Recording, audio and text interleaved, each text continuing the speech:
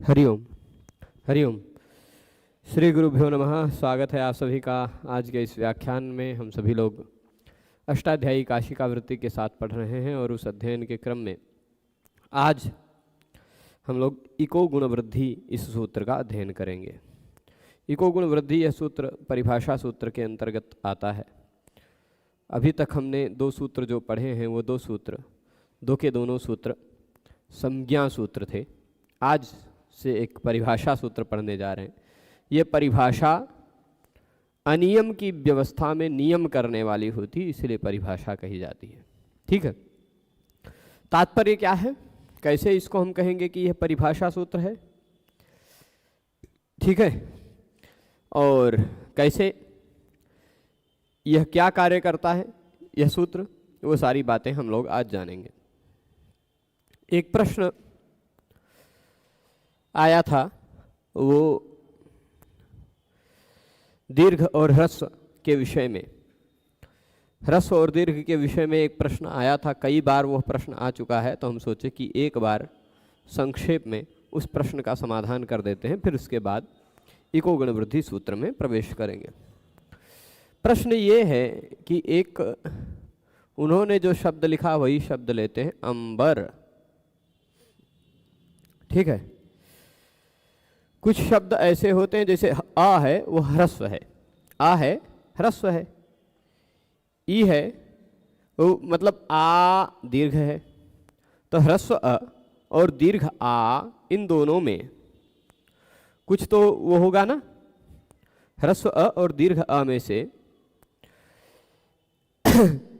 आप जानते हैं कि जो ह्रस्व आ होता है वह एक मात्रा का होता है और दीर्घ आ होता है वो दो मात्रा का होता है ना। एक बात ये थी।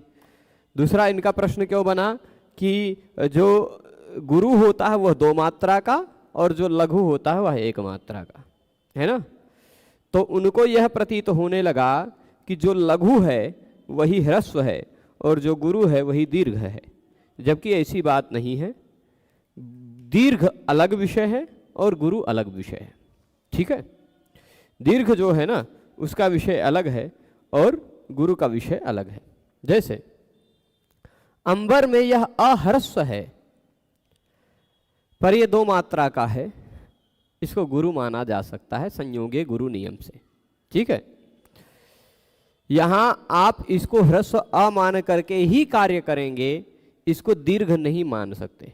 ठीक है, अन्यथा आप 1-4 पहले अध्याय के चौथे पाद में जो ये 3 सूत्र देखते हैं, ये 3 सूत्र, एक सूत्र है ह्रस्वम लघु, उसके तुरंत बाद सूत्र आएगा संयोगे गुरु। ये सब हम विशेष विस्तृत रूप से ये सभी सूत्र पढ़ेंगे।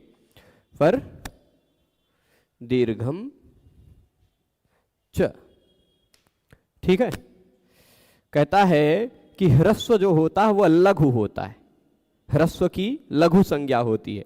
लेकिन यदि संयोग से पूर्व में आ रहा हो ह्रस्व तो वह गुरु हो जाता है। ठीक है, संयोग से पूर्व आ रहा है यदि ह्रस्व तो वह गुरु बन जाता है। ठीक, ह्रस्व ही है, वो दीर्घ नहीं हुआ है, यह कहने का तात्पर्य है। ठीक है, और दीर्घ जो है वो भी गुरु है, दीर्घम च गुरु, दीर्घ है वो भी गुरु है। लेकिन इसका मतलब ये नहीं हुआ कि जो भी गुरु हो गए वो सभी दीर्घ हो गए, है ना। गुरु जो है वह ह्रस्व भी हो सकता है, गुरु जो है वह दीर्घ भी हो सकता है। ठीक है, तो इसलिए ये मुझे लगता है कि उनको भार्गव जी का समाधान मिल गया होगा। अब हम आगे चलते हैं इको गुण वृद्धि इस सूत्र पर। यहां सीधे सीधे पहले ही कह दिया कि ण च कट आदि ही क्यों आता है, उसका कारण आपके बताए हुए वीडियो में नहीं मिला। ठीक है, 14 सूत्रों में ण च कट इत्यादि ही आता है। एक काम करिए छोटकू जी, आप कुछ, क्योंकि सूत्र 14 ही हैं और व्यंजन वर्ण कितने हैं, हल 33 हैं, यानी रह तो जाएंगे फिर भी 19 बचे रह जाएंगे। 14 सूत्र के अंतर्गत 14 सूत्र के अंतिम वर्ण के रूप में व्यंजन में से 14 ही रखे जा सकते थे, है ना, 14 ही रखे जा सकते थे। फिर आप कहने लगते कि इन्हीं 14 को क्यों रखा गया। मान लीजिए हम, चलिए ठीक है ना, क च ट इत्यादि हटा देते हैं, कुछ दूसरे रख देते हैं, तब फिर आप पूछते कि ये बताइए इन्हीं 14 को क्यों रखा गया। अब जब सीट उतनी ही है, 14 ही है, तो 14 ही आएंगे, है ना। और आचार्य की इच्छा, और शिव जी ने डमरू बजाया, वही ध्वनि आई। वेदांत परक अर्थ लेना है, वो भी है। और कई अर्थ हैं, कई अर्थों में ण का जो अर्थ है, क्या वही अन्य व्यंजन का अर्थ हो सकता था? नहीं। तो वो उन सब के लिए एक अक्षर, जहां भी मैंने एक अक्षर पर चर्चा की है अयूण सूत्र में, वहां अ का अलग अर्थ है, ई का अलग अर्थ है, उ का अलग अर्थ है, ण का अलग अर्थ है, उन सभी के अर्थों पर भी चिंतन किया है। अन्य वर्ण होता तो क्या वह अर्थ संभव होता? ये भी थोड़ा सोचने लायक है ना। तो और बहुत सारे कारण हैं, और है 33 वर्ण तो 14 ही रखा जा सकता है, ये भी बात हो गई। ठीक है, चलिए अब इको गुण वृद्धि। इको गुण वृद्धि सूत्र कहता ई उ रि लृ, इन चारों के वर्ण के स्थान पर ही गुण वृद्धि होता है सामान्य रूप से। ये इतना नहीं है, प्रश्न उठता है, संदेह। जैसे मैं आपको उदाहरण दे रहा हूं, ये आपने जान लिया वृद्धि किसे कहते हैं, आपने जान लिया गुण किसे कहते हैं, जान लिया है ना। तो आपको ऐसे एक सूत्र मिला, उस सूत्र ने क्या कहा, ये ऐसा सूत्र मिला एक, मृजेर वृद्धि ही। ठीक, मृजेर वृद्धि ही। अच्छा, फिर एक सूत्र मिला मिदेर गुणः।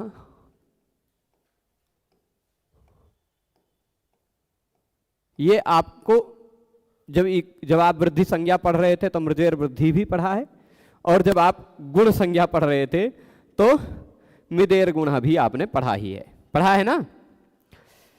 तो मिदेर गुण ने कहा कि मिद को गुण करो, मृजेर वृद्धि ने कहा मृज को वृद्धि करो। प्रश्न हुआ कि नहीं? सिंपल, सामान्य रूप से इतने सूत्र है ना। मिदेर गुण ने क्या कहा, मिद को गुण करो, मिद, इन दोनों को पकड़िए, और मृजेर वृद्धि ने कहा मृज को वृद्धि करो, है ना। अब अधिकांश जो आदेश होते हैं वो या तो पहले वर्ण के स्थान पर होते हैं या तो अंतिम वर्ण के स्थान पर होते हैं, है ना। लोग अंतिम वर्ण के स्थान, षष्ठी निर्देश के द्वारा जो कोई भी आदेश किया जाता है वह आदेश अधिकांश या तो अंतिम वर्ण के स्थान पर होता है या संपूर्ण के स्थान पर होता है, या पहले के स्थान पर, कहीं कहीं भी विवाद अपवाद स्वरूप पहले वर्ण के स्थान पर भी आता है। तो यहां तात्पर्य क्या होगा कि अब मृज में संदेह हुआ कि हमें वृद्धि तो करनी है, पर किसके स्थान पर।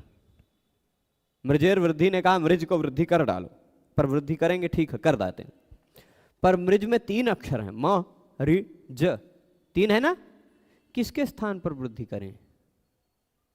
म के स्थान पर, कि ज के स्थान पर, कि री के स्थान पर, कि तीनों के स्थान पर? संदेह होगा कि नहीं? ये तो साफ साफ नहीं कहा गया है किसी सूत्र में, ये तो निर्देश नहीं किया है ना भगवान पाणिनि ने, खाली कहा मृजेर वृद्धि, मृज को वृद्धि कर दो, खाली कह दिया मिदेर गुण, मिद को गुण कर दो। अब मिद में आप गुण करिए, म को करेंगे कि ई को करेंगे कि द को करेंगे कि पूरे मिद को करेंगे? सूत्र में तो पूरा मिद कहा गया है, पूरे मिद के स्थान पर गुण करिए, यानी पूरा मिद हटा दीजिए, उसके स्थान पर अ ए ओ में से कुछ ले आइए। सूत्र में तो मृजेर वृद्धि कहा गया, यानी पूरे मृज के स्थान पर वृद्धि कीजिए, पूरा मृज हटा दीजिए, उसके स्थान पर आ, आई, औ, इन तीनों में से कुछ ले आइए। हो रहा है, बात समझ रहे हैं ना। तो अब ऐसे संदेह होने पर, अनियम होने पर, अव्यवस्था होने पर जो व्यवस्था करने वाले सूत्र होते हैं वो परिभाषा सूत्र कहलाते हैं। ठीक, जहां निर्णय नहीं हो पा रहा है वहां निर्णय कराने में सहयोग करने इस प्रकार के सूत्र आते हैं।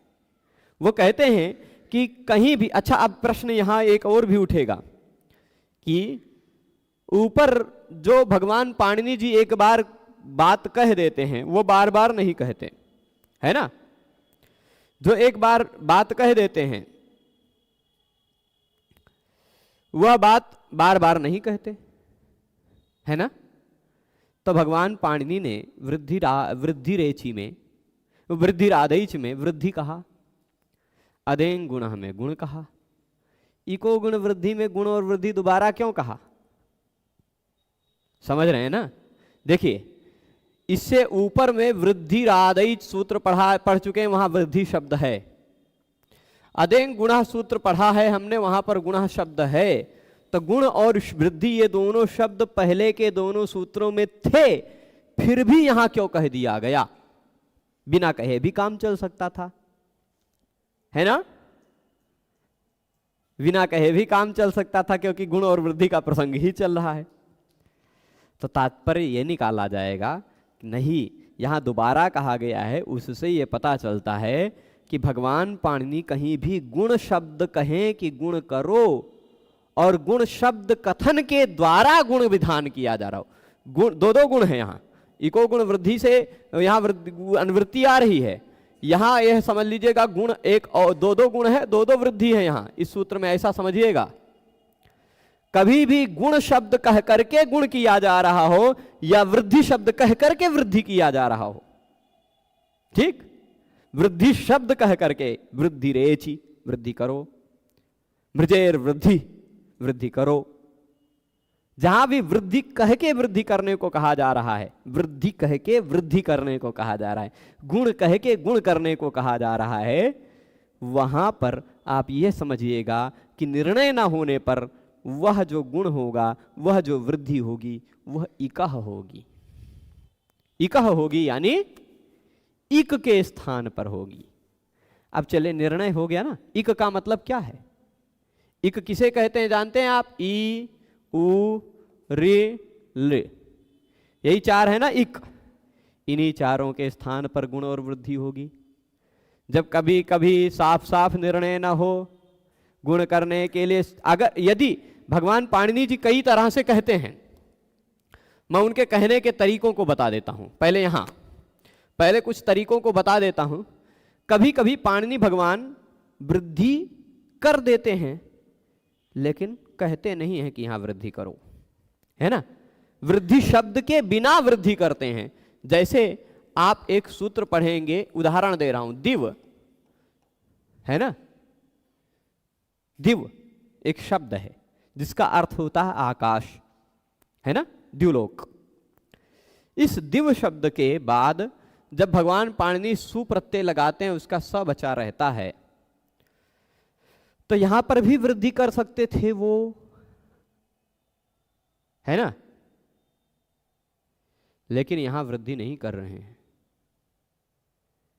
यहां यदि कहते दिवह वृद्धि, यदि दिव के स्थान पर वृद्धि करते, तब क्या होता? दिव में वृद्धि होता ई के जगह पे, लेकिन वहां यहां उनको ई के जगह पर वृद्धि करना अभिप्रेत नहीं है, इसलिए वहां उन्होंने ये वृद्धि तो कर रहे हैं, लेकिन कहा है सूत्र में दिव औत, दिव के स्थान पर औ होगा। यह देखिए औ वृद्धि ही है, लेकिन यहां जो भगवान पाणिनि वृद्धि कह रहे हैं, वो वृद्धि शब्द से नहीं कह रहे हैं, ठीक है? तो जब वृद्धि शब्द के द्वारा वृद्धि करने को कहा जाएगा तो वह इक के स्थान पर ही होगा। जब गुण शब्द के द्वारा गुण करने को कहा जाएगा तो वह इक के स्थान पर ही होगा। जब गुण और वृद्धि शब्द के प्रयोग के बिना सीधे कह दिया जाएगा, एक तरीका तो यह हुआ कि गुण करना है, गुण कहा नहीं गया, सीधे अ कर दो, अर कर दो ऐसा कुछ कह देंगे, अ कर दो, ए कर दो, ओ कर दो, ऐसा कुछ कह देंगे, है ना? गुण कहे सीधे वर्ण का निर्देश कर देंगे। एक तरीका यह हो गया। दूसरा तरीका ये करते हैं भगवान पाणिनि, साफ साफ कहते हैं गुण करो या वृद्धि करो।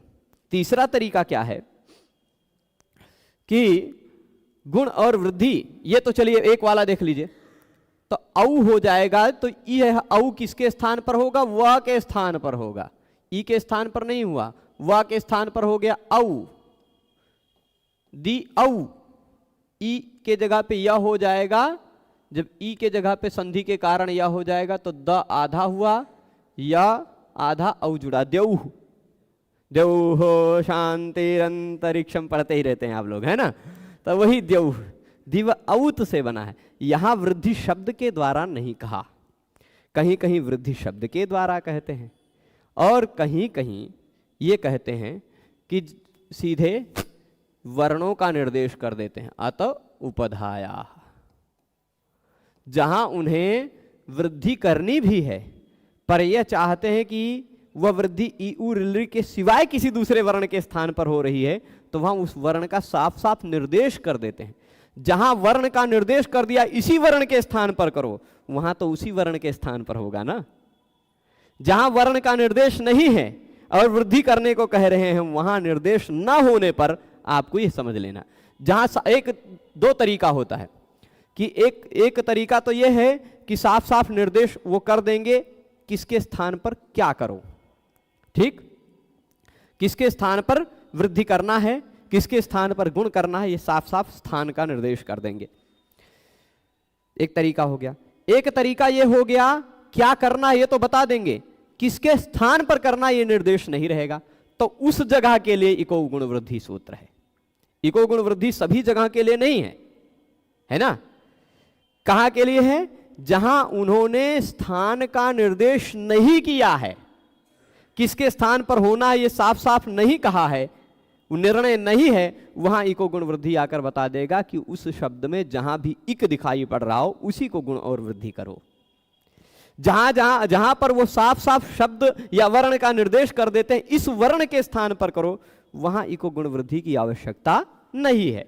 जैसे अत उपधाया है ना। और जहां वृद्धि शब्द के द्वारा कह ही नहीं रहे हैं वहां भी इको गुण वृद्धि की आवश्यकता नहीं। जहां गुण शब्द के द्वारा नहीं कह रहे हैं, सीधे सीधे औ कर दे रहे हैं, सीधे सीधे ये ऐ कर दे रहे हैं। पूतक क्रतो रईच, पूतक क्रतु शब्द के औ के ऊ के स्थान पर ऐ भी हो जाता है, पूतक क्रताई रूप बनता है। ऐ सीधे सीधे कर दे रहे हैं, तो कहीं कहीं सीधे सीधे औ कर देंगे, कहीं कहीं सीधे सीधे आ कर देंगे, है ना। तो जहां बिना शब्द के कर रहे हैं, जहां वो क्या कर रहे हैं, बिना शब्द के कर रहे हैं, वहां तो बिना गुण और वृद्धि शब्द के आ ऐ औ कर रहे हैं, वहां भी ये सूत्र नहीं लगेगा, है ना। देखिए इस सूत्र की मैं सीमा बता दे रहा हूं। सीमा, ये सूत्र कब लगेगा?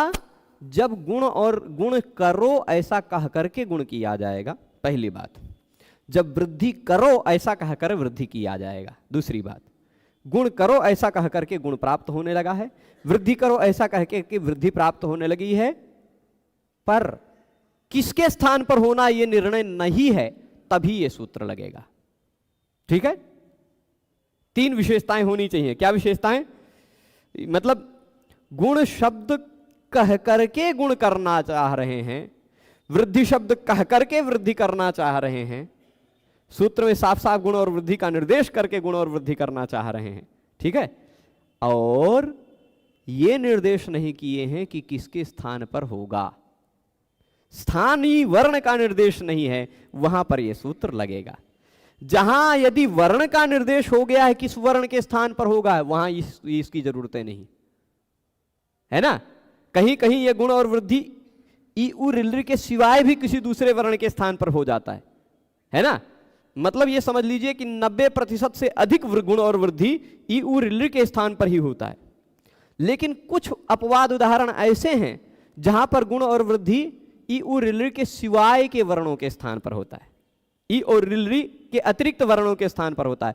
वहां क्या करते हैं भगवान पाणिनि? वहां अलग काम करते हैं। जिस वर्ण के स्थान पर होना उस वर्ण का सीधे सीधे निर्देश कर देते हैं, या जो होना है वो साफ साफ निर्देश कर देते हैं उस वर्ण का।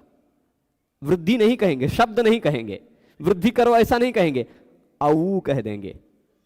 गुण नहीं कहेंगे, सीधे कह देंगे अ कर दो, ए कर दो, ओ कर दो, ऐसा कह देंगे साफ साफ, है ना। कहीं कहीं सीधे सीधे अ ए ओ करने को कह देंगे, कहीं कहीं सीधे सीधे ऐ औ आ करने को कह देंगे, कहीं कहीं सीधे सीधे किस वर्ण के स्थान पर करना है वह कह देंगे, है ना।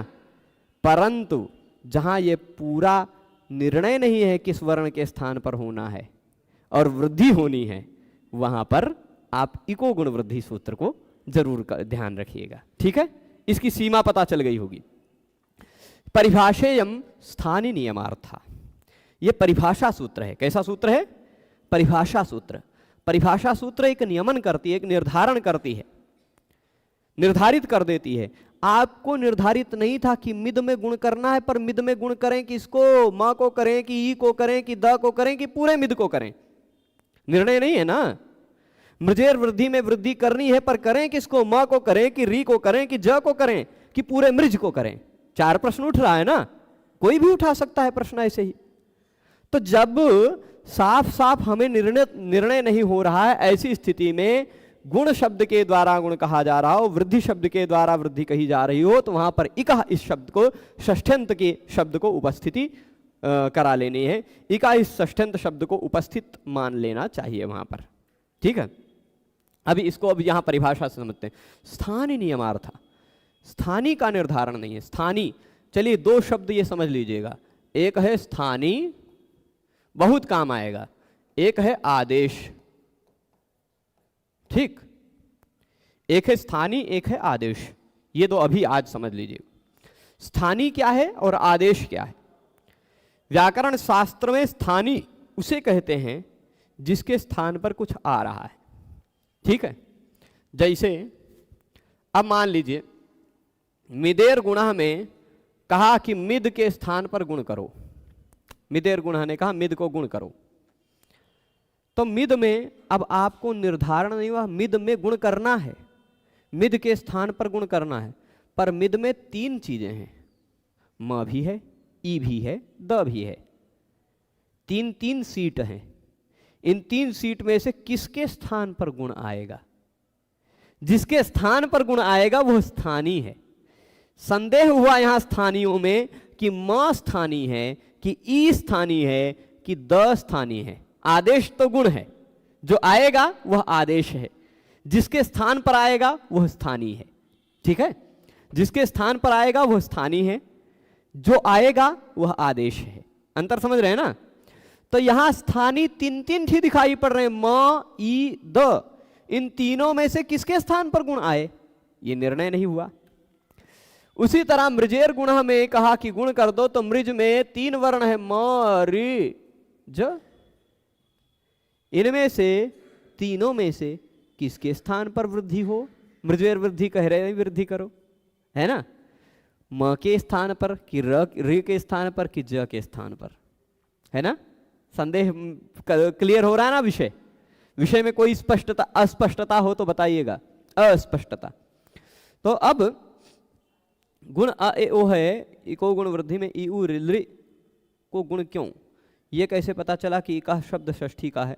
ठीक है, सब बताएंगे, धैर्य रखिए, सब बताएंगे। तो अब म ई द, यहां आगे इतनी सारी व्याख्या लिखी है, वो बेकार में नहीं लिखी, सब कुछ बताया ही गया है, चिंता मत कीजिए। तो अब म ई द यहां तक पहुंचे, है ना? म रि ज, ये इतने हैं। इनमें से कोई स्थानीय है और जो आएगा वृद्धि या गुण वह आदेश है। स्थानीय और आदेश का इस तरह से निर्णय हो गया। ठीक ठीक, भवन्त्विति ऐसा बोला जाएगा उसका। ठीक है, चलिए अब ये हो गया मिद। अब मैं बता रहा था कि ये स्थानियों में संदेह हुआ कि इन तीनों में से कौन सा स्थानीय है, इन तीनों में से कौन सा स्थानीय है। उस स्थानीय का नियम करने के लिए यह परिभाषा आई, नियम बनाने के लिए कि जहां स्थानीय का निर्धारण ना हो वहां पर नियमित पता चल जाए कि जो भी गुण शब्द के द्वारा अनियम प्रसंगे, जहां पर नियम नहीं है वहीं पर यह नियम लगता है। परिभाषा सूत्र जहां पर नियम नहीं है, जहां पर निर्धारण नहीं है, जहां पर निश्चित नहीं है, उसी जगह पर अनिश्चितता की स्थिति में परिभाषा सूत्र आते हैं। ठीक है, अनियम प्रसंगे, अनिश्चित प्रसंग में नियमो विधीयते, जहां पर निश्चित नहीं होता है वहां पर ही निश्चय किया जाता है, वहां पर ही नियमन किया जाता है। बात समझ रहे हैं? अब वही बात साफ साफ जो मैं पहले बता चुका हूं बता रहे हैं। वृद्धि गुणों स्वसंज्ञया शिष्यमाणौ, वृद्धि और गुण, वृद्धि और गुण, वृद्धि गुणों, वृद्धिश्च गुणश्च इति वृद्धि गुणों, वृद्धि और गुण इन दोनों को क्या कहा जाएगा? वृद्धि गुणों। वृद्धि और गुण स्वसंज्ञया शिष्यमाणौ, अपनी संज्ञा के द्वारा यदि कहे जा रहे हों, अपनी संज्ञा के द्वारा अनुशासित किए जा रहे हों, शाशु अनुशिष्टौ, मतलब साफ साफ कहा जा रहा हो कि वृद्धि करो, साफ साफ कहा जा रहा हो कि गुण करो, संज्ञा के द्वारा नाम लेकर के, संज्ञा मतलब नाम पूर्वक, वृद्धि करो ऐसा नाम ले लिया जाए, गुण करो ऐसा नाम ले लिया जाए। नाम पूर्वक जहां पर ये शिष्यमाण होते हैं तो वह क्या होते हैं, इक एव स्थाने वेदितव्यो, तो वहां पर यह समझ लीजिएगा कि वो वृद्धि और गुण इक के ही स्थान पर होंगे ऐसा जानना चाहिए। वेदितव्यो मतलब ज्ञातव्यो, विद अर्थ, विद धातु यहां ज्ञान अर्थ में है। ठीक है, तो अब कह रहे हैं कि वृद्धि और गुण अपनी संज्ञा के द्वारा नाम उच्चारण पूर्वक वृद्धि करो ऐसा, गुण करो ऐसा कह करके यदि शिष्यमाण हो रहे हैं, यदि अनुशासित किए जा रहे हैं, यदि कहे जा रहे हैं, शिष्यमाण मतलब अनुशासित करना यानी कहा जाना पाणिनि भगवान के द्वारा, तो वह इकह एव स्थाने वेदितव्यौ, इक के ही स्थान पर होंगे ऐसा जानना चाहिए। ठीक है, किसके स्थान पर होंगे वृद्धि और गुण, इक के ही स्थान पर। तो अब यहां जो निर्णय नहीं था वह निर्णय हो गया कि नहीं, म री ज में जो वृद्धि होगी वह इक क्या है, री, उसके स्थान पर ही होगी। म ई द इन तीनों में जो गुण होगा वह किसके स्थान पर होगा, ई के स्थान पर ही होगा, क्योंकि वही इक है। यहां निर्णय नहीं था, नियमन नहीं था, वहां नियमन करने के लिए इस परिभाषा आ गई। समझ रहे हैं बात। अब आगे बता रहे हैं वक्ष्यति। अब गुण और वृद्धि कहां कहां कही गई है, किन किन सूत्रों के द्वारा कही गई है, वो सब कुछ भी बता रहे हैं। सार्वधातुकार्ध धातुकयोः, सार्वधातुकार्ध धातुकयोः एक प्रसिद्ध सूत्र है। हम लोग धातु की प्रक्रिया को पढ़ेंगे जब धातु में भवति, पठत, भवति इत्यादि शब्द जब बनाएंगे तब ये बहुत काम आएगा, बहुत काम आएगा। ऐसी प्रत्येक धातु में गुण करने का, वृद्धि करने का काम यह करता है जिस धातु का अंतिम अक्षर ई उ ऋ हो। ठीक है, ऐसी प्रत्येक धातुओं में यही सूत्र गुण करता है या वृद्धि करता है। ठीक है, तो ये गुण, ये सार्वधातुक अर्ध धातुक तो गुण करता है, अचोणिति वृद्धि करता है। ठीक है, तो सार्वधातुक अर्ध धातुकयोः ये कहता है अंगस्य गुणः। सार्वधातुक और आर्ध धातुक इन दोनों में से कोई भी प्रकार का प्रत्यय हो, मैं आपको बता दूं, ये सार्वधातुक आर्ध धातुक इन शब्दों से अभी मत डरिए, नहीं परिचित हैं कोई दिक्कत नहीं, इन सभी शब्दों का परिचय दिया जाएगा। मैं आपको संक्षिप्त में यदि बता दूं तो जिन शब्दों में कुछ क्रिया छिपी होती है, जैसे भू होना, पठ पढ़ना, हंस हंसना, खाद खाना, पा पीना, है ना, स्ना नहाना, ऐसे जिन शब्दों में कुछ क्रिया छिपी होती है उनको कहा जाता है धातु। क्या कहा जाता है, धातु। पठ धातु, गम धातु, हस धातु, पा धातु, क्रीड धातु खेलना, दृश्य धातु देखना, ऐसे ये सभी क्या है, धातु हैं। इन धातुओं के बाद जो भी प्रत्यय लगता है, धातुओं के बाद जो भी प्रत्यय लगता है वह या तो सार्वधातुक होता है या तो आर्ध धातुक होता है। धातु के बाद लगने वाला प्रत्यय सार्वधातुक और आर्ध धातुक से अतिरिक्त कोनो प्रत्यय हो ही नहीं सकता।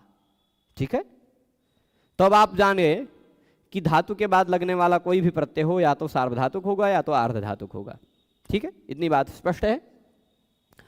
अब अंगस्य गुणः इति, अंग का गुण होगा कब, सार्वधातुक और आर्ध धातुक में से किसी भी प्रकार का प्रत्यय पर में हो तो अंग को गुण हो जाएगा। अब सार्वधातुक और आर्ध धातुक का मतलब क्या है, धातु के बाद लगने वाला कोई भी प्रत्यय। निष्कर्ष यही है ना कि धातु के बाद लगने वाला कोई भी प्रत्यय हो तो अंग को गुण हो जाता है। अब अंग को गुण हो जाता है, अंग मतलब प्रत्यय से पहले का हिस्सा अंग कहलाता है। प्रत्यय से पहले का हिस्सा अंग है। देखिए, धातु के बाद लगने वाला ए टू जेड कोई भी प्रत्यय हो वह सार्वधातुक या आर्ध धातुक है। उससे पहले लगने वाला कोई भी धातु हो वह अंग है ना, तो उस अंग को गुण हो जाएगा। अब संदेह हुआ, गुण होगा तो पर किसके स्थान पर होगा, तो कहा गुण होगा वह इक के ही स्थान पर होगा। ठीक, यहां जो गुण किस के स्थान पर होगा ये निर्धारित नहीं किया। कोई धातु के बाद लगने वाला कोई भी प्रत्यय हो उसके पहले कोई भी धातु हो गुण हो जाएगा। अंग को, किसी भी अंग को गुण हो जाएगा, ऐसा निर्णय हुआ। तो अब किसको हो गुण? धातु में तो कई वर्ण होते हैं, किसको किसको गुण करें? तो कहा नहीं, वह गुण केवल इक के ही स्थान पर होगा।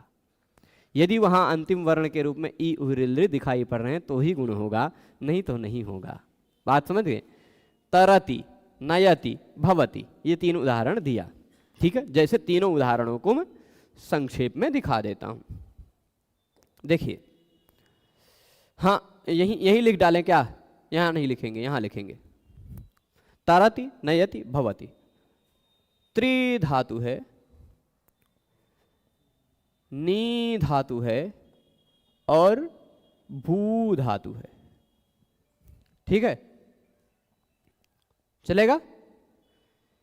इन तीनों धातुओं के बाद एक प्रत्यय लगा हुआ है शप, जिसका बचता है केवल आ, और एक प्रत्यय लगा हुआ है तिप, तिप, ति। ठीक, अभी संक्षेप में इतने। अति प्रत्यय लगा, अति। यहां भी शप का अ और तिप का ति, यहां भी वही प्रत्यय लगा है अ और ति। चलेगा? और क्या है इसको और विस्तार से भविष्य में जानेंगे। तो अब धातु के बाद लगा हुआ कोई भी प्रत्यय या तो सार्वधातुक होता है या तो आर्धधातुक होता है। सार्वधातुक या आर्धधातुक कोई भी प्रत्यय लगा हुआ हो, उससे पहले आने वाले अंग को गुण हो जाता है। तब गुण होगा भू को, गुण होगा नी को, गुण होगा त्रि को। अब त्रि में भी दो वर्ण है ता और री, नी में भी दो वर्ण है ना और ई, भू में भी दो वर्ण है भ और ऊ, है ना? गुण यहां हो तो किसके स्थान पर होगा? ता के कि री के? यहां हो तो न के स्थान पर हो कि ई के स्थान पर हो? यहां हो तो भ के स्थान पर हो कि ऊ के स्थान पर हो? आप कहेंगे कोनो संदेह नहीं है, व्यंजन के स्थान पर स्वर वर्ण तो आ ही नहीं सकता, व्यंजन के स्थान पर तो व्यंजन आएगा, यानी गुण होगा तो स्वर वर्ण के स्थान पर होगा, ऐसा हम कह लेंगे? तो नहीं भाई, बहुत सारे ऐसे उदाहरण हैं जहां व्यंजन के स्थान पर स्वर वर्ण आ जाता है, और बहुत सारे ऐसे उदाहरण हैं जहां स्वर के स्थान पर व्यंजन आ जाता है। तो ऐसा निर्णय आप शॉर्टकट में मत चलिएगा, है ना? यज का इष्ट रूप बन जाता है जब, तो यज में या को ई हुआ तभी तो बना, वह ऊढ़ बन जाता है, वह को ऊ हुआ, स्वर हुआ कि नहीं व्यंजन को? तो व्यंजन के स्थान पर भी स्वर हो सकता है, व्यंजन के स्थान पर भी दिव औत, अभी हमने देखा दिव में व के स्थान पर औ हुआ, है ना?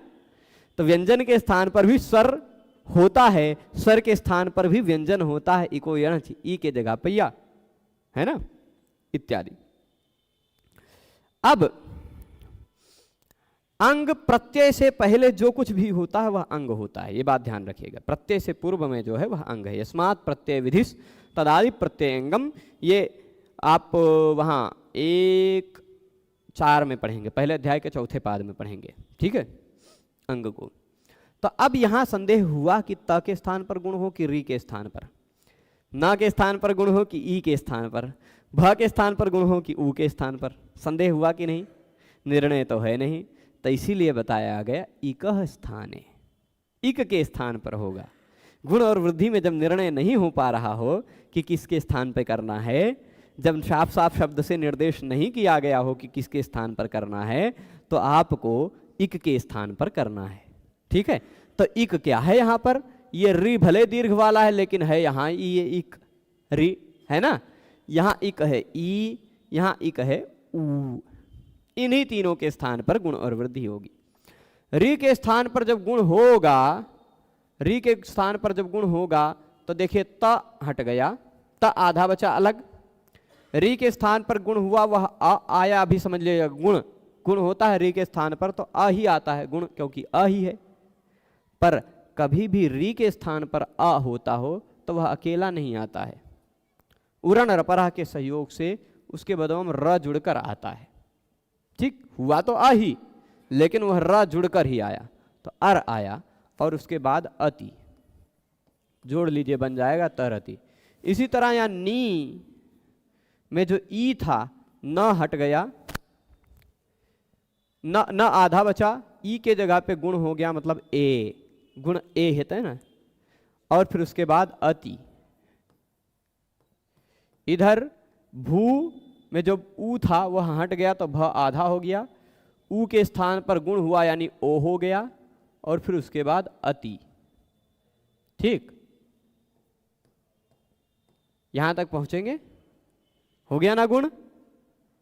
अब जहां भी गुण हो, यहां तो चलिए जोड़ करके हमने बना लिया तरति, साफ साफ बन गया, लेकिन यहां अभी भी दो स्वर वर्ण एक साथ आ रहे हैं, यानी इन दोनों में संधि होने की संभावना है ना। यहां भी दो स्वर वर्ण एक साथ आ रहे हैं, इन दोनों में संधि होने की संभावना है ना। तो ये दो स्वर वर्ण, एक नियम है ए ओ आई और औ, ये चार वर्ण जो संध्यक्षर वाले हैं, इन चारों वर्णों के स्थान पर क्रमशः आय, अव, इधर आय, आव, यह हरये विष्णवे नायकः पावकः इत्यादि उदाहरण एचो ये वायावह में पढ़ा होगा आपने, यदि पहले कुछ संधि पढ़ी होगी तो, नहीं पढ़ी होगी तो भी कोई दिक्कत नहीं। एक स्थान पर अय हो जाता है यदि उसके तुरंत बाद कोई स्वर वर्ण हो, ठीक है, कोई स्वर वर्ण हो। ओ के स्थान पर अव हो जाता है यदि ओ के तुरंत बाद कोई स्वर वर्ण हो। तो यहां इन दोनों से भी मतलब है नहीं, आई औ से, आई औ तो अभी है नहीं यहां, तो ए ओ है, उसके तुरंत बाद स्वर है, ए के बाद स्वर, ओ के बाद स्वर, तो ए के स्थान पर अय, ओ के स्थान पर अव कर लेते हैं। देखिए यहां अय लिख दिया हमने छोटा सा, और यहां ओ हटाया, उसके स्थान पर हमने अव लिख दिया, तो यहां बन गया तरति, यहां बन गया न में अ जुड़ गया तो यह न हो गया पूरा, और इस य में अ जुड़ गया तो यह भी हो गया पूरा, है ना, तो बन गया नयति। यहां भ में अ जुड़ गया तो भ पूरा हो गया, इसी तरह व में भी अ जुड़ गया तो वह भी पूरा हो गया, बन गया भवति। ठीक है, तरति, नयति, भवति। यहां तीनों जगह त्रि में री के स्थान पर, ऊ के भू में ऊ के स्थान पर, और नी में ई के स्थान पर ही गुण क्यों हुआ, क्योंकि इको गुण वृद्धि ने वैसा ही बताया है। ठीक है, तो ये तरति, नयति, भवति, ये तीनों भी आप जान गए। ये तीनों तो, अब आप कहेंगे ये तीनों तो गुण के उदाहरण, वृद्धि के तो नहीं है। ठीक, रपर में र को पर में किया ही गया है, बिल्कुल। तो अब त्रि, नी, पठ ये अंग होते हैं, बिल्कुल अंग होते हैं। ठीक, प्रत्यय से पूर्व में जो है वो अंग है, प्रत्यय जिससे पहले लगा रहता है, जिसके बाद प्रत्यय लगा रहता है, प्रत्यय से पूर्व में आने वाला वो अंग कहलाता है। विस्तार से और अंग को जानना है तो यस्मात् प्रत्यय विधिस् तदादि प्रत्ययंगम, ये सूत्र समझ लीजिए। अब देखिएगा, अब ये तो गुण के तीन उदाहरण हो गए, वृद्धि का तो उदाहरण आपने दिया नहीं, तो कह रहे हैं वृद्धि ही खल्वपि, वृद्धि भी है, वृद्धि भी है, उसका भी उदाहरण दे देते हैं जरा सा, है ना। गुण का तो तीन उदाहरण हो गया, अकारशीत, अहारशीत, अचैशीत, अनैशीत, अलावीत, अस्तावीत, इतने सारे उदाहरण दे दिए। सिचि वृद्धि परस्मै पदेषु, ठीक, सिचि वृद्धि परस्मै पदेषु इस नियम का है। चलिए, अकारशीत, अहारशीत दो री के हैं, अचैशीत, अनैशीत दो ऐ के हैं, मतलब ई के स्थान पर हो रहे हैं, ठीक है, और अलावीत, अस्तावीत, स्तु, ठीक है, दोनों तरह का उदाहरण दिया है, पर्याप्त है, कोई दिक्कत नहीं। हम इन उदाहरणों को यहाँ लाते हैं। अकारशीत, अहारशीत पहले आपको दिखा देते हैं, इन सबको यहाँ से पूरा खत्म, नष्ट। तो अब देखिएगा, एक ऐसा है, मान लीजिए, खाली वही मानना है, अभी मानते हुए चलिए, अक्रि, अक्रि है, ठीक है, उसके बाद सिच प्रत्यय लगा है, सिच, और सिच के बाद तिप प्रत्यय लग करके उसको ईट आगम होकर ईत प्रत्यय लगा है, समझ लीजिए, सिच ईत, ठीक है। तो ये लुंग लकार की प्रक्रिया लंबी है, भविष्य में हम विस्तार से इसको समझेंगे, पर अभी हमें वृद्धि समझनी है ना। इसी तरह अच्छा, सिच में जो स है उसके स्थान पर मूर्धन्य श हो जाया करता, ये भी समझ लीजिए। तो हम श ईत लिखते ही नहीं हैं, हम ऐसा लिख देते हैं शीत प्रत्यय, मान लीजिए। कौन सा प्रत्यय? शीत। ठीक है। सिच और सिच, तिप और ईट, सिच ईट तिप, ये तीनों को मिला करके बनता है शीत, लेकिन है अभी मान आपकी दृष्टि में शीत है। ठीक इसी तरह अ हरि और उसके बाद शीत प्रत्यय लगा है। अब इस शीत में जो श दिखाई पड़ रहा है, इस शीत में जो श दिखाई पड़ रहा है वो है क्या पता है? वह है सिच प्रत्यय। सिच प्रत्यय का स है, उसको मूर्धन्य श हो गया है। ठीक है, सिच है। नियम एक कहता है सिचि वृद्धि परस्मयी पदेषु, सिचि वृद्धि परस्मयी पदेषु। आपने वृद्धिरादेय सूत्र पढ़ते समय इस सूत्र को संस्कार के रूप में सुना जरूर होगा। सिचि वृद्धि परस्मयी पदेषु। ठीक है, सिच वृद्धि परस्मयी पदेषु। यह कहता है परस्मयी पद में सिच प्रत्यय से पहले आने वाले अंग की वृद्धि हो जाती है। ठीक है। अब अक्री में से वृद्धि करें तो किसको करें? आ को करें कि क को करें कि री को करें? उसी तरह, क्योंकि सिच प्रत्यय से पहले वृद्धि होगी, उसी तरह अहरी में भी संदेह हुआ, आ को करें, ह को करें कि री को करें? तो कहा जहां कहीं भी वृद्धि करनी तो है, पर निर्णय नहीं है किसके स्थान पर होगा, वहां आप किसके स्थान पर करें? इको गुण वृद्धि इक के स्थान पर करें। ठीक, इक के स्थान पर करें गुण और वृद्धि। तो चलिए हम इक के स्थान पर करते। इक कौन सा? आ है कि क है कि री है? री है, इक। यहां भी री है, इक। री के स्थान पर जब भी आएगा वृद्धि, तो वृद्धि क्या है? वृद्धि ये तीनों है, आ, आई, औ, ये तीनों में से कोई एक आएगा। री के स्थान पर क्या आएगा? आ ही आएगा, क्योंकि इन दोनों में ये दोनों मिलते जुलते नहीं बिल्कुल से। आ आएगा, यह अण है। री के स्थान पर अ, आ, ई, उ होने लगे तो उसके बाद में र जुड़कर ही आता है, उरण रपरह, तो आर आएगा। यानी यहां से भी री हट गया, यहां से भी री हट गया, उसके स्थान पर आर आ गया। तो अकार शीत, अहार शीत, ये बन जाएगा, है ना। देखिए मैं यहां लिख भी देता हूं, का में आर का जो आ है वह का पे उसकी मात्रा चढ़ गई। ठीक है, का पूरा बन गया। यहां भी हा पर उसकी मात्रा चढ़ गई, हा पूरा हो गया। ये जो र है इसके बाद में है, र के बाद यदि कोई व्यंजन वर्ण आता है तो र उसके मुड़िया पे चढ़ के बैठ जाता है। यहां भी देख लीजिए, आहार शीत, अकार शीत। ठीक है, स्पष्ट है। अब और उदाहरण दिया था ई का, अचैशीत अनैशीत, ये दो उदाहरण दिया था। इसी तरह का है उदाहरण। ये हम शीत को रखते हैं, एक काम करते हैं, है ना, इन दोनों शीत को रखते हैं।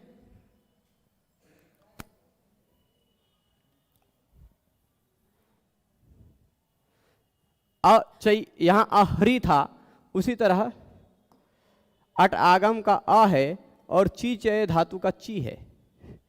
उसी तरह अट आगम का आ है और नीय प्रापणे धातु का नी है, नी। सिच से पहले आने वाले को वृद्धि हो जाती है। यहां भी वही संदेह हुआ कि अ को हो कि च को हो कि ई को हो। यहां भी अ को हो कि न को हो कि ई को हो, निर्णय नहीं हो रहा था। तो इको गुण वृद्धि ने निर्णय किया कि जो गुण और वृद्धि होती है वह इक के ही स्थान पर होती है। यहाँ इक कौन सा है? ई, छोटी वाला, यहाँ बड़ी ई, इक ही तो है। तो उसको हो गया वृद्धि, ई के स्थान पर वृद्धि होगी। तो वृद्धि है कौन? आ, आई, औ। इन तीनों में से कौन सा आना चाहिए? ई के स्थान पर होगा तो आई ही आएगा। तो यहाँ ची जो था वह चई हो जाएगा, अचई शीत। यहाँ जो नी था वह नई हो जाएगा, अनई शीत, अचई शीत, अनई शीत। बना। इसी तरह अस्तावीत अलावीत अस्तावीत ये उदाहरण दिया है ना, ठीक है। वहां सिच का लोप भी होगा। एक मिनट,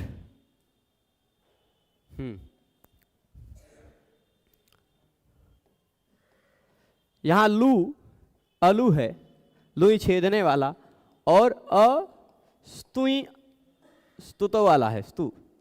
यहां भी वृद्धि होगी जब, तो इतने भले वर्ण हो पर वृद्धि होगी तो इक के स्थान पर यानी ऊ के स्थान पर ही होगा औ,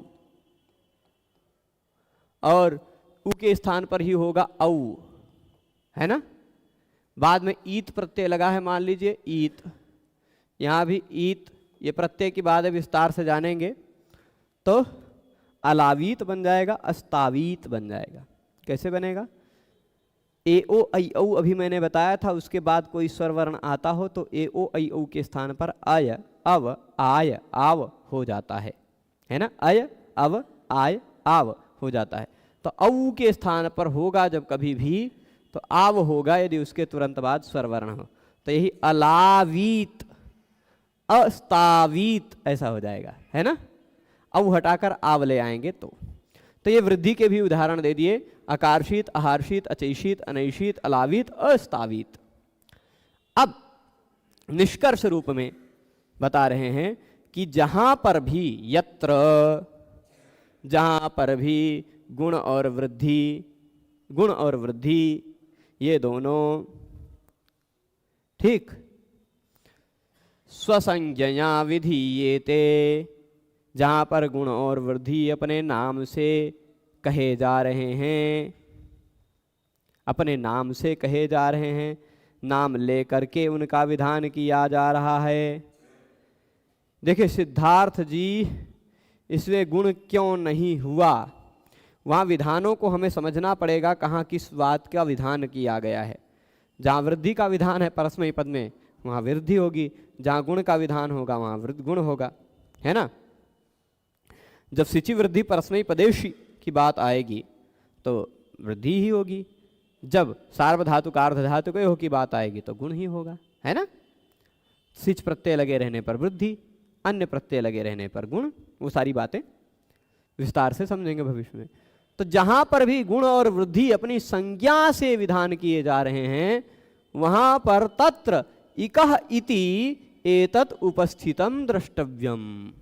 जहां पर साफ साफ शब्दशः कहा जा रहा है कि गुण करो, और जहां साफ साफ कहा जा रहा है कि वृद्धि करो, वहां आप अपने आप समझ लीजिए कि उसके साथ साथ इक को भी आप उपस्थित समझ लीजिएगा, ठीक। तत्र इकः इति उपस्थितम द्रष्टव्यम। तो अच्छा, कुछ विशेष लोग होते हैं जो व्याख्यान में जुड़ते हैं केवल प्रश्न पूछने के लिए। आप प्रश्न पूछिए, स्वागत है आपके प्रश्नों का, लेकिन निवेदन ये रहेगा कि आपके प्रश्न के चलते कभी कभी कई अन्य लोग ऐसे हैं जो आपके प्रश्न के चलते विषय के से टूट जाया करते हैं। तो ये बात ध्यान रखते हुए पूछा जाए कि अभी मैं जो तुरंत पढ़ा रहा हूं उससे जुड़ा हुआ ही प्रश्न पूछा जाए, ठीक है। विषय से बाहर का प्रश्न व्याख्यान के अंत में सम्मिलित कर लिया जाएगा, ठीक है। जब विषय मैं कहूं कि अब विषय समाप्त हो रहा है, तब आप उसको लिख कर कहीं रखिए, कॉपी पेस्ट करके दे दीजिए कीजिए अंत में। तो यत्र गुण वृद्धि ससंज्ञा विधीयेते, जहां पर गुण और वृद्धि अपनी संज्ञा के द्वारा अपना नाम उच्चारण पूर्वक विधान किए जाते हैं, तत्र विधीयेते यानी विधीयते विधीयेते विधीयन्ते, ये गुण वृद्धि द्विवचन है ना, इसे। तत्र वहां पर इकः इति, इकः यह एक ऐसा शब्द, उपस्थितम द्रष्टव्यम, यह एक शब्द उपस्थित है ऐसा जान लीजिए। तो जहां कहीं भी मृजेर वृद्धि ने कहा मृजेह वृद्धि, तो आप समझ लीजिए मृजेह इकः वृद्धि ऐसा अर्थ लेना है। जहां मिदेह गुणः ने कहा गुण करो, तो मिदेह इकः गुणः, ये एक इकः शब्द को भी वहां बिचवा में ले आना है। ये परिभाषा सूत्र क्या होते हैं? विषय को छोटे करने के लिए। अब बार बार भगवान पाणिनि जी कितनी बार बताएं कि इकः गुणः इकः गुणः इकः गुणः इकः गुणः इकः गुणः वृद्धि इकः वृद्धि इकः वृद्धि, ऐसे कितनी बार इकः इकः कहें। ये कई बार बता दिया कि जब कभी भी हम वृद्धि करने को कहेंगे या जब कभी भी हम गुण करने को कहेंगे तो वहां उसके साथ इकह आप अपने आप जोड़ लीजिएगा। ये सबकी सुविधा के लिए बता दिए, है ना, लघुता के लिए। अब जब कभी भी मुझे ऐसा लगेगा कि यहाँ वृद्धि तो करना है लेकिन इक नहीं है, तो वहां मैं साफ साफ बता दूंगा कि यहाँ आ के स्थान पर होगा, ये थोड़ा सा विशेष है। यहाँ अ के स्थान पर होगा, वो विशेष है ना। यहाँ व के स्थान पर हो जाएगा, वो विशेष है। जहां कुछ विशेष बात होगी वहां विशेष रूप से बता दिया जाएगा, सामान्य बात को सामान्य रूप से बता दिया गया। बात समझ रहे हैं ना, कोई दिक्कत नहीं ना आपको वेद जी, कोई दिक्कत नहीं ना।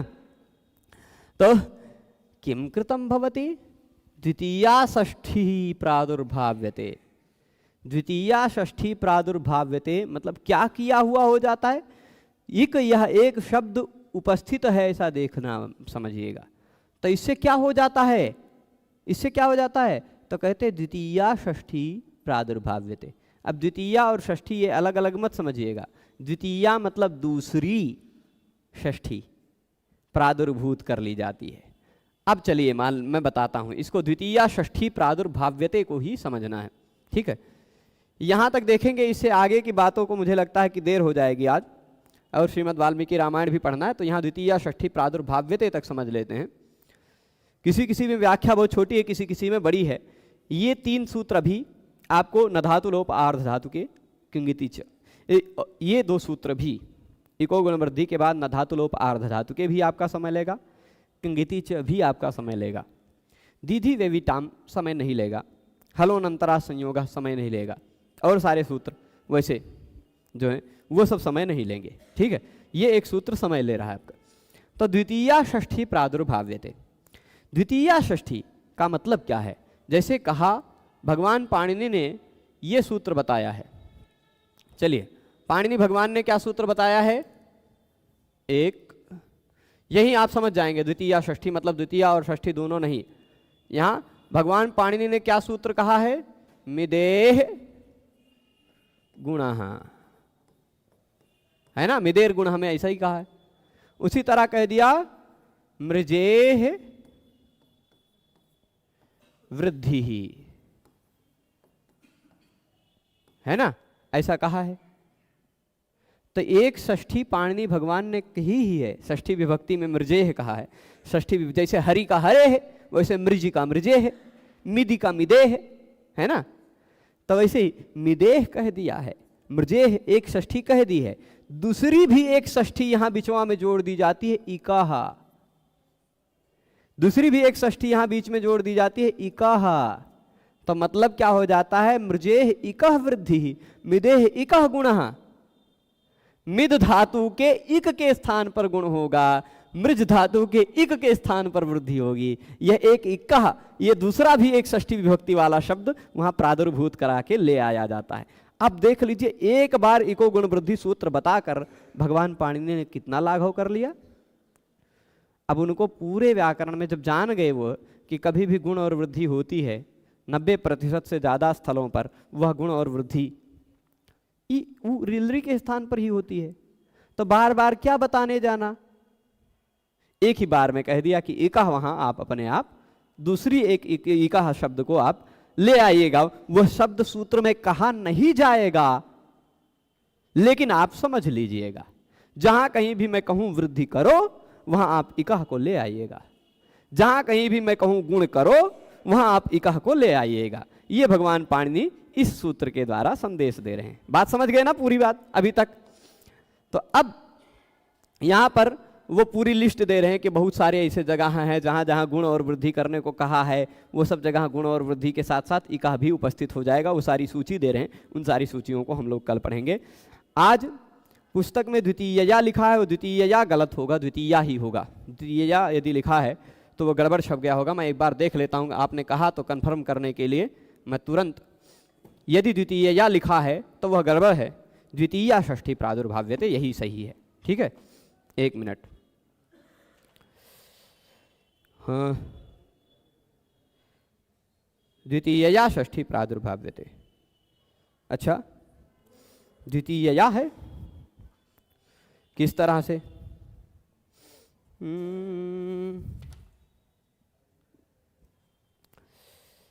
जुषिच,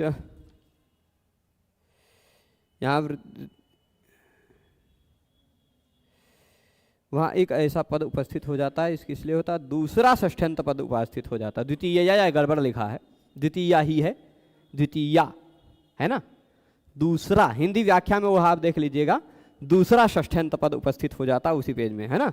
द्वितीया मतलब दूसरा ही, ठीक है। तो द्वितीया ही सही है, द्वितीय या गड़बड़ है। अब आपके प्रश्न का उत्तर दे देते हैं, आप निकाल सकते हैं, कोई दिक्कत नहीं है। आप उसके लिए नेट के जो होती है वो नोटिफिकेशन पढ़ लीजिए, उसमें लिखा है कि आपका मास्टर डिग्री में जो विषय हो उस विषय से आप नेट कर सकते हैं। तो अब आप चाहे 20-25 विषय से अलग अलग से ग्रेजुएशन किए हुए हों, जिससे आप पोस्ट ग्रेजुएशन करते हैं उससे आप निकाल सकते हैं। पाणिनीय शिक्षा के अनुसार अयोगवाह की संख्या वहाँ 5 गिन सकते हैं, अनुस्वार, विसर्ग, जिह्वामूलीय, उपध्मानीय और यम, ठीक है। यद्यपि साफ साफ निर्देश नहीं है पर फिर भी हैं, ठीक है। चलिए तो चलेगा। तो अभी आज इस विषय को यहाँ पर रोकते हैं, कल इस विषय को इससे और आगे पढ़ेंगे। देखिए कभी कभी भगवान पाणिनि जी एक प्रश्न अच्छा बीच में आया था, गुरुजी सार्वधातु का अर्ध धातु को इसमें गुण का वर्णन ना होने पर भी गुण करना ये कैसे जानेंगे। ये पाणिनि जी की शैली आप समझ जाएंगे, पर फिर भी ये भी बता देता हूँ, अच्छा प्रश्न है, इस तरह के प्रश्न होने चाहिए। कि सार्वधातु का अर्ध धातु में तो गुण कहा नहीं गया, तो आप ऐसी चीज़ों के लिए प्रसंग देख लिया कीजिए अष्टाध्यायी में निकाल करके। सार्वधातु का अर्ध धातु के सूत्र जहाँ है वहीं ऊपर में कहीं गुणः का प्रसंग चल के आ रहा है, मुझे लगता है मिदेर गुणः का ही प्रसंग चल के आ रहा है ना, देख लीजिएगा। जहाँ भी सार्वधातु का अर्ध धातु को कहा गया है, प्रसंग कभी भी हम, प्रसंग महत्वपूर्ण होता है। पाणिनि जी की जो शैली है वो शैली कुछ इसी तरह का है। गुणः की अनुवृत्ति ये 84 नंबर सूत्र है, मिदेर गुणः ही है, मिदेर गुणः जुषिच सार्वधातु का अर्ध धातु को ऐसे सूत्र है ना। तो प्रसंग जैसे हम आपको कह दें, मैं अभी उदाहरण देता हूँ, मैं कल विद्यालय जाऊँगा, वहाँ पढ़ाऊँगा, फॉर्म भी भरूँगा, है ना, और बड़े बाबू भी बन जाऊँगा, फिर वहाँ से आऊँगा। अब जब मैंने कह दिया वहाँ से आऊँगा, बार बार मैं विद्यालय नहीं कह रहा हूँ, पर वहाँ से का मतलब क्या है वो सब आप अपने आप समझ जाएंगे, है ना, समझ जाएंगे ना। तो वैसे ही एक बार भगवान पाणिनि ने कह दिया मिद धातु को गुण होगा, जुस प्रत्यय लगे रहने पर भी गुण होगा, और सार्वधातुक अर्ध धातुक प्रत्यय लगे रहने पर भी कह दिया, तो गुण का प्रसंग चले आ रहा है पिछले सूत्र से, पिछले वाक्य से। ऐसे ऐसे कॉन्टेक्स्ट देखा जाता है, प्रसंग देखा जाता है कि वहाँ प्रसंग में पिछले किसी सूत्रों में गुण शब्द कहा गया होगा। इसी को कहा जाता है अनुवृत्ति, है ना, इसी को अनुवृत्ति कहा जाता है। जो अभी तक कुछ आया नहीं है, आगे हम लोग इसको अनुवृत्ति को, जहाँ अनुवृत्ति की बात आएगी, अभी मान लीजिए इको गुण वृद्धि में गुण और वृद्धि दोनों आया है, पर ये एक ही उदाहरण अभी तक आपने देखा इस अनुवृत्ति का, भविष्य में ये भी बात और बढ़िया से स्पष्ट हो जाएगी, ठीक है। कभी कभी प्रसंग देखना पड़ता है कि यहाँ जैसे कह दीजिए, मान लीजिए एक उदाहरण और दे देते हैं जिससे और थोड़ा सा स्पष्ट होगा, है ना, कि मैं ये कह दूं कि मैं व्याकरण पढ़ाता हूँ, है ना, मैं व्याकरण पढ़ाता हूँ और रामायण भी, मैं व्याकरण पढ़ाता हूँ और रामायण भी, ठीक है, ये बात हो गई। अब दोबारा कह दूं, मैं व्याकरण सुनता हूं रामायण भी, दोनों बार शब्द सेम है, रामायण भी, लेकिन पहली बार जो मैं रामायण भी बोला उसका अर्थ हो गया मैं रामायण भी पढ़ाता हूं, दूसरी बार जो मैंने रामायण भी बोला उसका अर्थ हो गया मैं रामायण भी सुनता हूं, है ना, दोनों बारों का अर्थ बदल गया। तो उसी तरह भगवान पाणिनि जी कई चीजें अलग अलग प्रसंग पर कहकर वहां अर्थ ले लेते हैं। यहां दोबारा रामायण भी का अर्थ रामायण भी सुनता हूं ऐसा कैसे आ गया, जबकि सुनता हूं तो मैंने कहा नहीं उस वाक्य के साथ, है ना। तो सुनता हूं कहा नहीं लेकिन फिर भी पता चल गया, उसी तरह गुणः कहा नहीं फिर भी पिछले वाक्य में कहा है इसलिए पता चल जाएगा। ठीक है, ये बात स्पष्ट है? तो चलेगा, सभी लोग जुड़े रहे उसके लिए सभी को बहुत बहुत धन्यवाद। हम आप सबसे पुनः मिलेंगे। इस व्याख्यानों को और अधिकाधिक लोगों तक पहुंचाएं जिससे आप लोग ही नहीं और अधिकाधिक लोग लाभान्वित हों। ये सारे के सारे व्याख्यान सरल संस्कृत व्याकरण ऐप पर भी मिलेंगे, सरल संस्कृत व्याकरण.com वेबसाइट पर भी मिलेंगे, संस्कृत गंगा में भी मिलेंगे और इसके साथ साथ गुरु जी के चैनल पर भी मिलेंगे। सब जगह उपस्थित होंगे। जो लोग यहाँ ऑफलाइन आकर के अध्ययन करना चाहते हैं वो लोग ऑफलाइन भी अध्ययन कर सकते हैं और जो लोग यहाँ ऑफलाइन अध्ययन कर रहे हैं उनके लिए पुस्तक चल चुकी है, दिल्ली से आ जाएगी। और उन लोगों को पुस्तक जो लोग सुनाएंगे, है ना, नाम मेरे पास 38 लोगों का लिखा है, पर जो लोग सुनाएंगे उन लोगों को पुस्तक पुरस्कार के रूप में मिलेगी। हो सकता है अगले सप्ताह किसी न किसी दिन आपको जिस दिन आ जाएगी पुस्तक उस दिन पुस्तक वितरण समारोह रखेंगे। व्याकरण सिद्धांत कौमुदी भी पढ़ाएंगे। किस विद्यालय में पढ़ाते हैं वह नीचे 2 लाइनें चलती हैं, वो बेकार में नहीं चलती हैं। समय भी लिखा रहता है, स्थल भी लिखा रहता है। ठीक है, नीचे वीडियो में वो 2 लाइनें चलाते रहते हैं कि बार बार बोलना ना पड़े। ठीक है, तो आप वीडियो बैक करके वो देख लीजिएगा, पूरा एड्रेस सब कुछ लिखा है। नमो नमः।